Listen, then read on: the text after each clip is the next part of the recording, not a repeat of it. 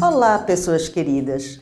Começamos hoje a primeira unidade do componente Referenciais Históricos da Arte da Dança. Vamos entender a diferença entre história e historiografia. A história tradicional entende que os acontecimentos se dão em uma linha do tempo que vai do passado ao presente de forma linear. Esta concepção de periodização da história corresponde a um pensamento de progressão do tempo, uma sequência de acontecimentos encadeados que se desdobram em uma lógica de causa e consequência. A cronologia é um dos axiomas do método científico regido pelo princípio da causalidade. Esta é uma das formas de estudar história, mas não é a única. Devemos ter em mente que essa ideia de causa e efeito, denominado pensamento determinista, tem como princípio o modelo da ciência moderna. A revolução científica nos séculos XVI e XVII transformou a noção do universo orgânico, vivo e espiritual da era medieval em um universo mecânico, regido por leis matemáticas exatas. O tempo e o espaço eram compreendidos como entidades distintas e independentes. O espaço e o tempo eram constantes e uniformes, não tinham início nem fim. Eram absolutos no sentido de que nenhum evento poderia perturbar as propriedades objetivas do espaço ou a fluência do tempo. Dentro desse universo absoluto, o movimento era regido por leis exatas e inalteráveis, já que o espaço e o tempo não teriam influência alguma no movimento dos corpos. Como explicam Cordeiro e Vilas Boas no seu livro-texto, tal concepção nos leva a pensar a história como uma trajetória descritiva de fatos em que há relação somente com o que veio antes ou depois, mas nunca com o ambiente em que esse tempo transcorreu. Mas vejam bem, saber a história significa não somente conhecer os fatos, mas também saber interpretá-los. Precisamos entender o contexto que determina os fatos históricos para podermos reconhecer as características de cada época. Pois bem, o que aconteceu no século XIX que transformou os paradigmas do pensamento moderno para o pensamento contemporâneo? Ao incorporar a gravidade à teoria especial, a teoria geral de Einstein afirma que a distribuição de matéria e energia no universo deforma e distorce o espaço-tempo. Esta descoberta mudou a concepção acerca da natureza do espaço-tempo, doravante entendido como entidade dinâmica, estreitamente relacionada com o movimento, influente e influenciado por este. Ocorreu, portanto, uma mudança radical na forma de percepção da realidade. Esta mudança deu-se em todos os setores do conhecimento.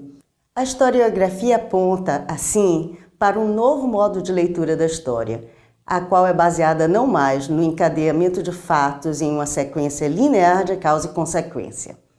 A historiografia aponta para um tipo de leitura da história baseada na relatividade do tempo, articulada com o ambiente, não somente com os registros de uma narrativa, mas com a observação e análise das relações estabelecidas entre suas personagens e as transformações produzidas pelos acontecimentos. Trataremos, portanto, nesse componente de entender a história da arte da dança a partir desta perspectiva complexa. Uma obra de arte é um produto histórico-cultural e deve ser compreendida a partir de sua contextualização histórico-cultural. Temos, assim, que redimensionar a ideia de periodização do tempo. Para tanto, como explicam Cordeiro e Vilas Boas, a ideia de megaperíodo nos permite interpretar o sistema histórico de modo mais complexo, a partir da ideia de simultaneidade de fatos ou eventos que acontecem ao mesmo tempo, e analogia, um tipo de simetria de um quadro de referências cronológicas. Enquanto na Europa, o período moderno é estipulado a partir de 1453, com a tomada de Constantinopla pelos turcos otomanos, até a Revolução Francesa em 1789, no Brasil não podemos considerar o mesmo. Ora, até 1807 o Brasil era apenas uma enorme fazenda, de onde Portugal retirava produtos como o pau-brasil, o algodão, cana-de-açúcar, ouro, dentre outros. Na visão eurocêntrica, os povos indígenas que habitavam a terra Brasílis, quando os portugueses aqui chegaram em 1500, por não terem desenvolvido uma linguagem escrita e se comunicarem por meio de dialetos, eram considerados primitivos. Considerava-se que eles viviam na pré-história. Isso demonstra o quanto a ausência de registros escritos dificulta o estudo de um povo. A história de um povo que não desenvolveu a escrita termina sendo contada por outros. E isso termina fazendo com que interpretações erradas sejam feitas, deturpando a história.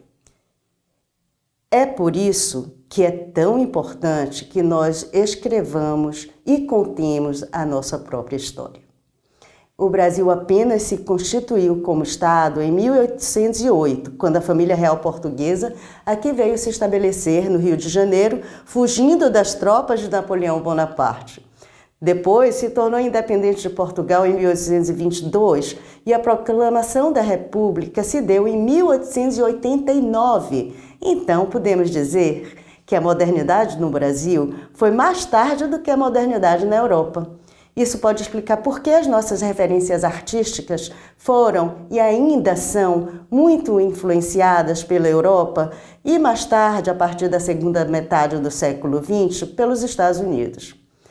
Agora, terminamos aqui a nossa introdução ao componente referenciais históricos da arte da dança, que corresponde à unidade 1 do seu livro-texto.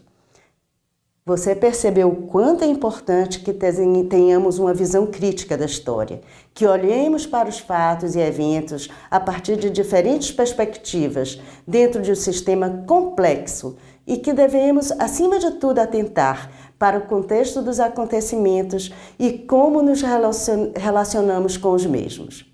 Para realmente entender estas relações, é preciso estudo, reflexão e interpretação. Então, leia a unidade 1 do seu livro-texto e realize as atividades. Depois volte para a segunda aula, quando entraremos na unidade 2, continuando a nossa jornada pelo maravilhoso mundo da história da arte da dança no Ocidente. Até lá!